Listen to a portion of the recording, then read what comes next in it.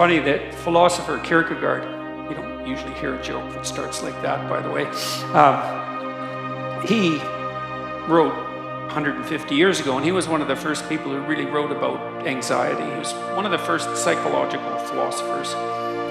And he regarded himself as rather useless, all things considered. And he wrote a section in one of his books about all the industrialists that were operating in Europe at that time, trying in every possible way to make life easier and easier and more efficient and productive for everyone, which was definitely happening during the Victorian period, and Europe was rapidly transforming into an industrial powerhouse. And he said, someone as useless as him, with an orientation towards being a student who liked to sit and contemplate ideas and talk in cafes and smoke cigars and drink, could never do anything to make anything easier for anyone than everyone was already trying to make it. And so he thought that his task would be to make things more difficult for people, because there would come a time when what people wanted wasn't more ease, but more challenge and more difficulty. And that's really smart, you know, and it's witty and it's true. And one of the things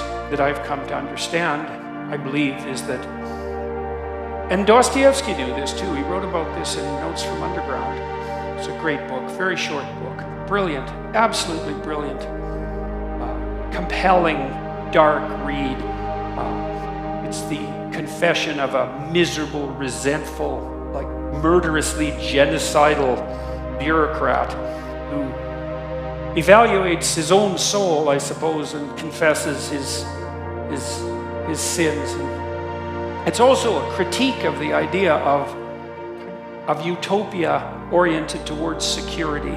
And Dostoevsky, who was dealing with the set of ideas that are really tearing us apart culturally right now, this idea of a eventual utopia based on something like security and safety. Dostoevsky really objected to that back in this like 1860, a long time ago.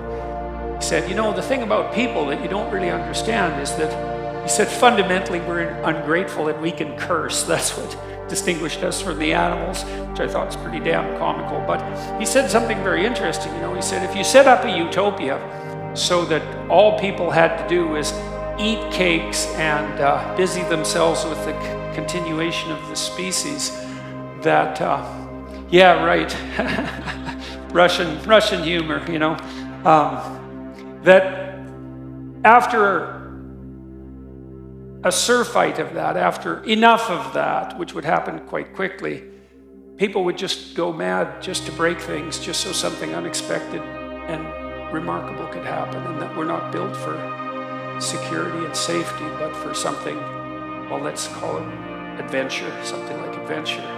That's a good thing to know, you know, because you don't want to suffer unduly. That seems reasonable. And you might think, because of that, that really what you want is happiness.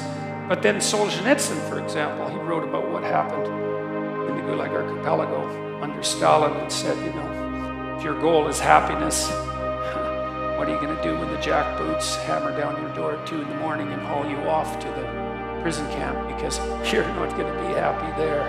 And so, you know, happiness is a boat that's easily capsized, and the waves are always there. And so if your philosophy is one of, say, impulsive happiness, same sort of thing Dostoevsky was pointing at, and Kierkegaard, then you're not prepared when all hell breaks loose. And all hell, it will absolutely 100% break through at some point in your life. And you're lucky if it won't be decades. You know, it'll certainly be some of it, and it might be a lot of it. And for some of you, it's going to be damn near the whole thing.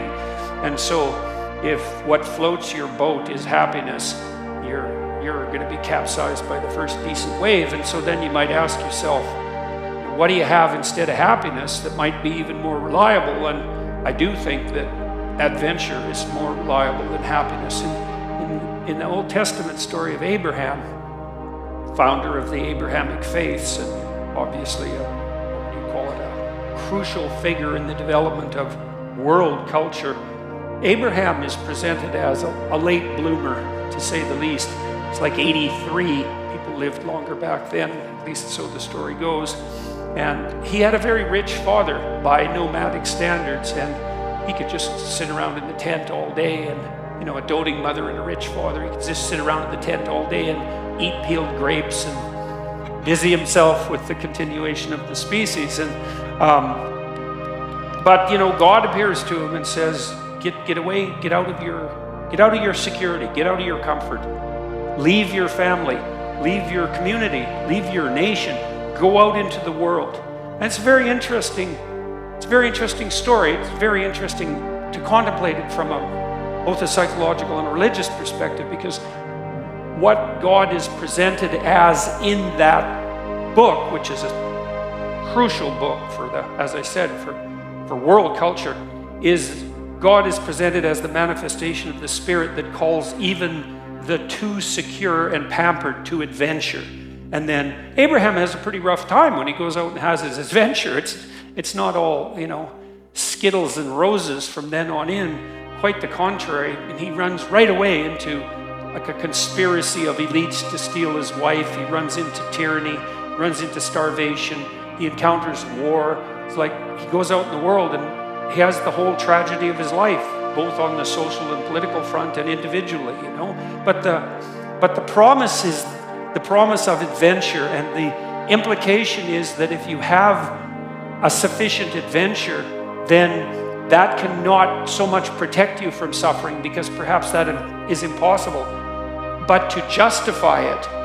And because you kind of know this in your own life. When you look at your life, you might look back on travails that you've undertaken, and they've done end-of-life surveys with people and asked them what they regret. And people don't regret what they did that didn't work.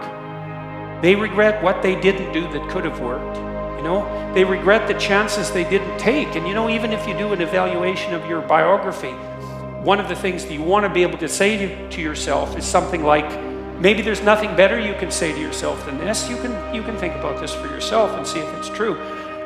That was extraordinarily difficult, but it was worth it. And it's not like you can have one of those without the other, because you can't imagine that you could have some confidence in what you've managed to accomplish, right? The kind of confidence that would instill you with a certain genuine sense of self-regard despite your fundamental inadequacy. To have that fundamental sense of self-regard that's grounded in something real, it has to be based in a narrative that approximates that was extremely difficult, but it was worth it. You have to have both of those. And so that's interesting, because one of the questions we always ask ourselves, this is the theodicy question, technically. You see the suffering in the world, you see the suffering of children, you see maybe your own children, or your suffering, and you wonder, well, how can reality be constituted so that I can have faith in its essence when there is so much suffering? And one answer to that is something like, well, how much suffering do you want? And you might think, none. It's like, yeah, I don't think so. I don't think that's right. At least you want something approximating optimized challenge. So you could say, at least you want to be pushed to your limit. And maybe you find the most exciting times in your life. In fact, you'll pay for this. You'll pay to have this experience, to be pushed to your limit. Like, not beyond it, or maybe even a bit beyond it, And maybe not so far beyond it that you crumble and break and things fall apart. But, could you be pushed to your limit optimally if there wasn't the possibility of falling apart and breaking? Like, that's an open question. How are you ever going to take something seriously if the consequences aren't actually serious? And there's something delightful about dancing on the edge. That's why Hawaiians believed that surfing was sacred, and it's because to surf you have to be on the edge, right? And the waves can come and take you out at any moment. But without the possibility of the waves rising to take you out, then you can't dance on the edge. And maybe that's exactly what you want to do, And there's good evidence from the neuroscience literature that consciousness itself is something akin to dancing on the edge. So technically, when you're conscious, when you're awake, your brain is occupying a position between something.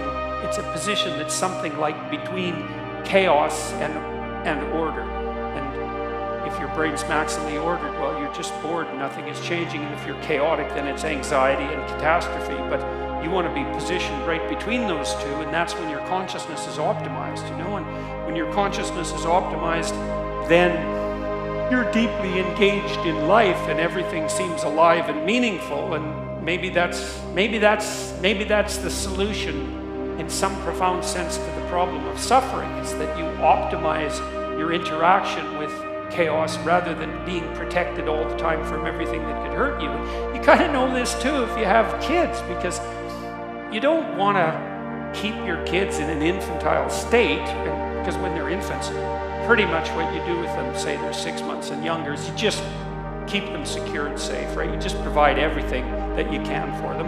You have to do that because, well, what are they going to do? They just lay there fundamentally and squawk now and then. I mean, it's not like they're ambulatory. They can't go out and do things for themselves, and so it's up to you, and your goal is to keep them secure and safe. But once they start being able to move around, then increasingly it's sort of up to them. And if you have any sense as a parent, the psychoanalysts used to say, the good mother necessarily fails. And what did they mean by that? They meant, well, you know, if you're committed to your infant when you're a mother for the first 6 months, it's like it's all the kid, 100%, full self-sacrifice devoted towards the infant. That's the right attitude. But even by 9 months, a child can crawl around quite a lot. They're developing something of an independent will. You start handing them challenges. You start handing them responsibility, and you keep them on the edge. And some of your kids are going to be able to be pushed harder than others. And part of the reason you have to develop a relationship with your kids, and your husband for that matter, is so that, you know, you can keep them dancing on the edge, on the proper edge. And that's even better than the mere provision of security.